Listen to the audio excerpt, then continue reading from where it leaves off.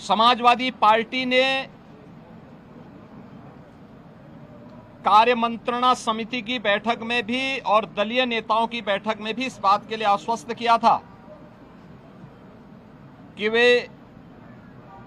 जिन मुद्दों पे चर्चा करना चाहते हैं वे नियम के अंतर्गत अपनी नोटिस देंगे और संसदीय कार्य मंत्री ने कार्य मंत्रणा में और दलीय नेताओं की बैठक में मैंने स्वयं भी इस बात के लिए कहा था कि जो भी विषय अध्यक्ष पीठ के द्वारा स्वीकृत तो होंगे और चर्चा के लिए स्वीकार किए जाएंगे, उन पर सत्ता पक्ष की ओर से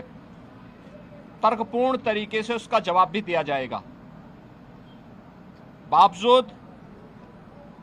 अयोध्या से राम जन्मभूमि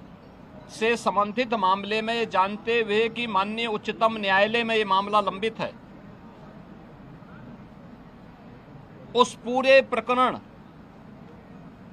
की गंभीरता को समझते हुए भी इन्होंने न केवल आज सदन की अवमानना की है, सदन का अपमान किया है, साथ ही माननीय उच्चतम न्यायालय में लंबित और माननीय उच्चतम न्यायालय की निगरानी में चल रही उस पूरी प्रक्रिया को भी अपमानित करने का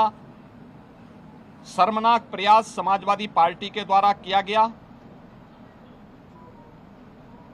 माननीय अध्यक्ष विधानसभा ने बार बार कहा कि हम चर्चा को स्वीकार करते हैं, अपनी बात को आप नियमों के अंतर्गत सदन के फ्लोर में रखिए, सदन में रखिए, लेकिन सदन की कार्रवाई को विरोध करना, प्ले कार्ड लहराना,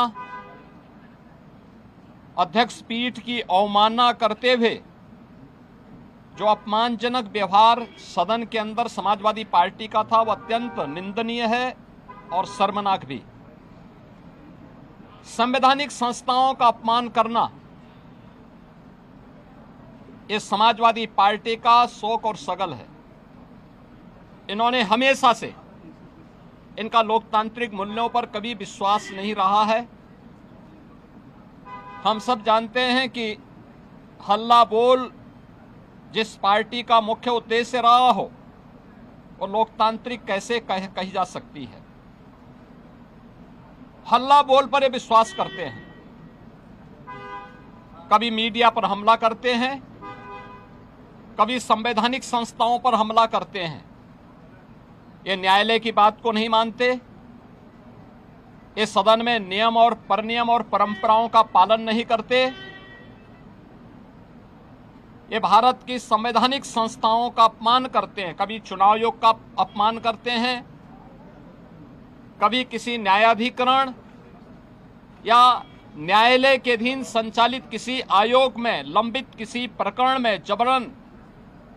उस प्रकरण को चर्चा के लिए नहीं लेकिन आरोप प्रत्यारोप के माध्यम से तर्कहीन मुद्दों को उठा करके इनके द्वारा माहौल में केवल नकारात्मक और भ्रामक सूचनाओं का प्रचार प्रसार करने का प्रयास होता है।